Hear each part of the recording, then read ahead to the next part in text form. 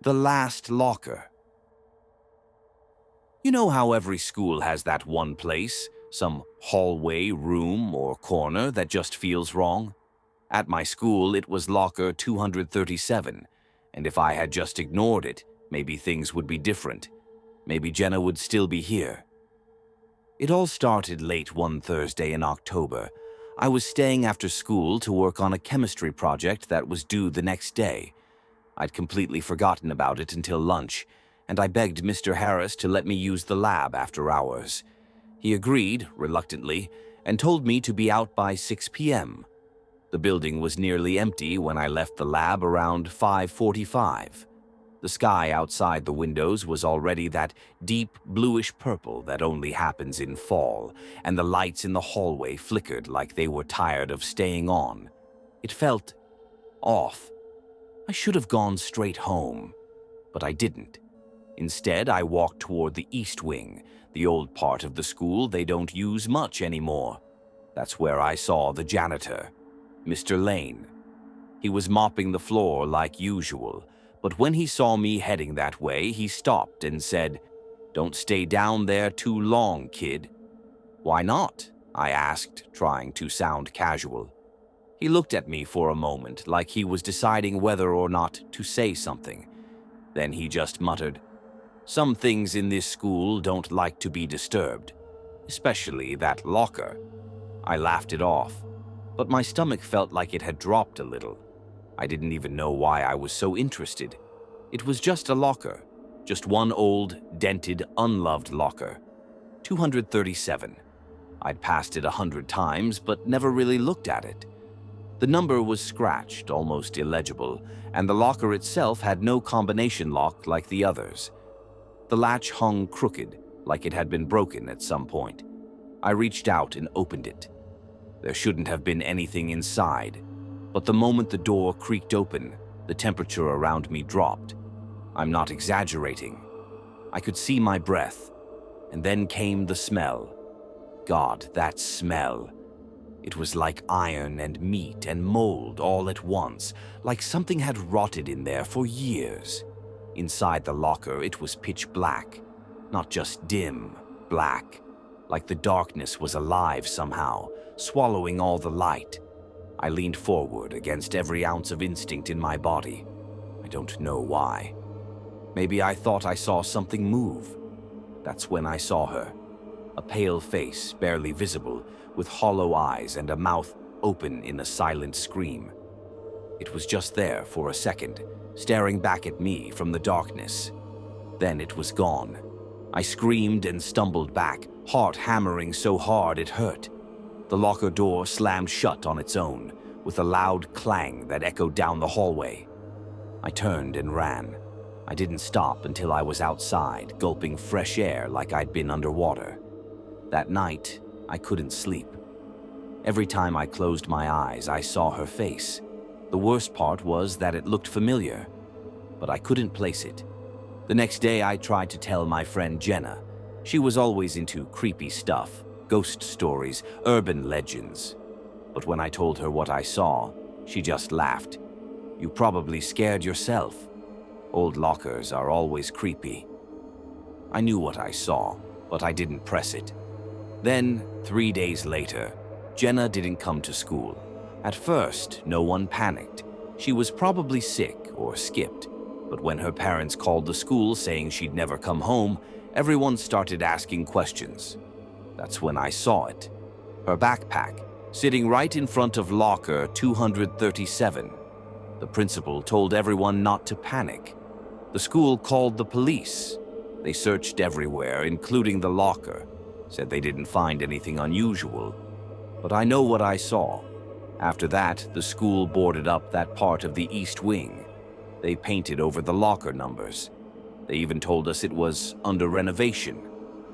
But I can still feel it when I walk past that part of the building. Like the air is thicker there, like something is watching. And sometimes, God help me, when I stay after school for late practices or makeup exams, I swear I can hear scratching. Light, rhythmic, desperate scratching. Once I even heard a voice whisper my name. It sounded like Jenna. begging me, pleading, "Let me out." I don't go near that locker anymore, but I still hear it. And every time I do, I wonder, what if I opened it again? What if she's still in there? What if she's not alone? Room 109. I used to think ghost stories were just that. Stories. Things you tell in the dark to scare your friends or pass the time.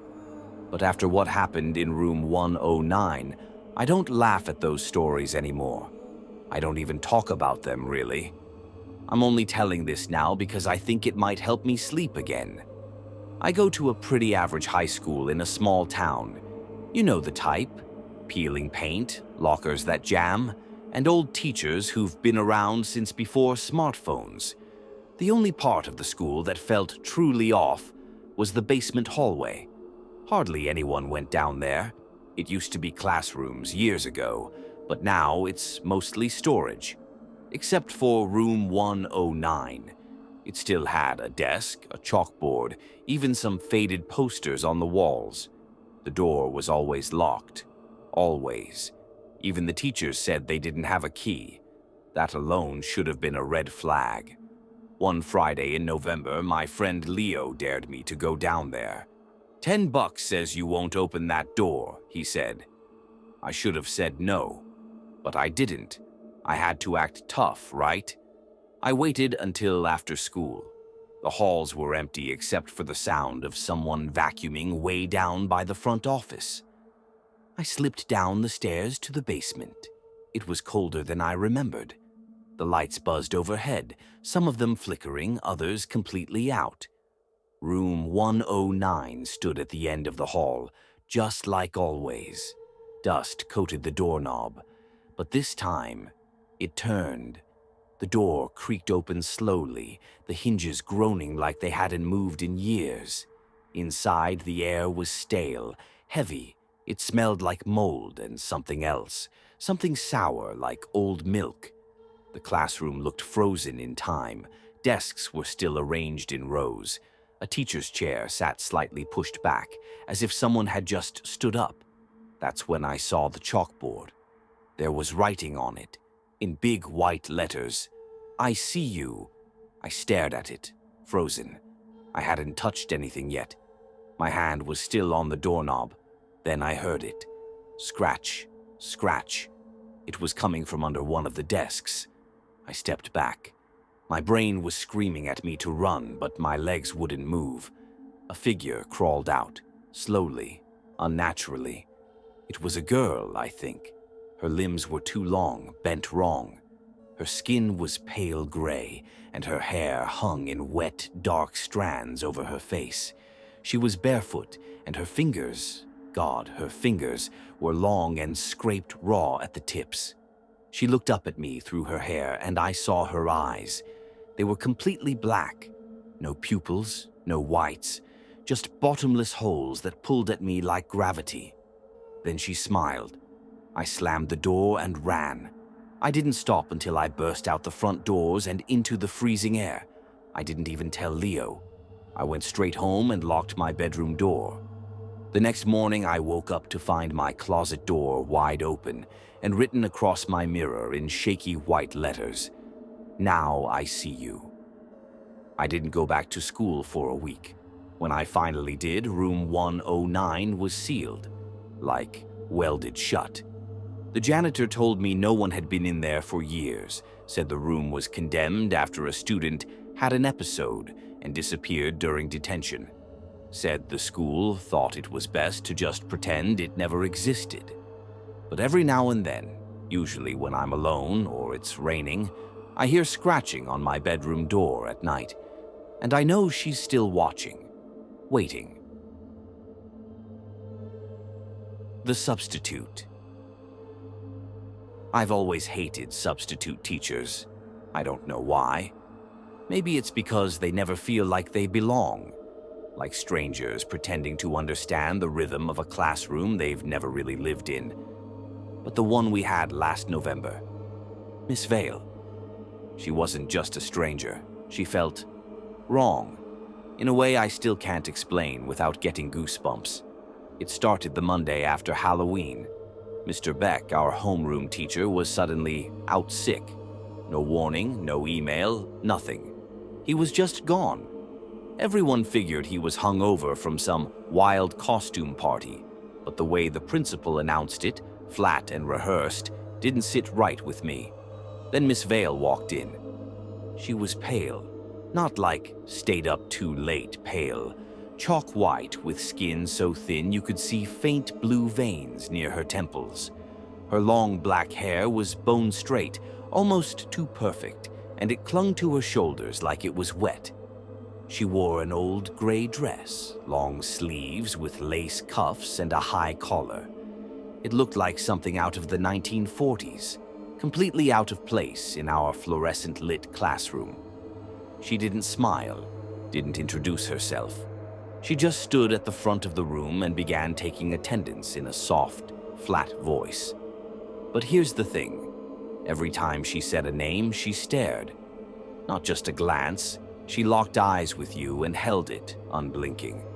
I remember counting how long she stared at me. 47 seconds.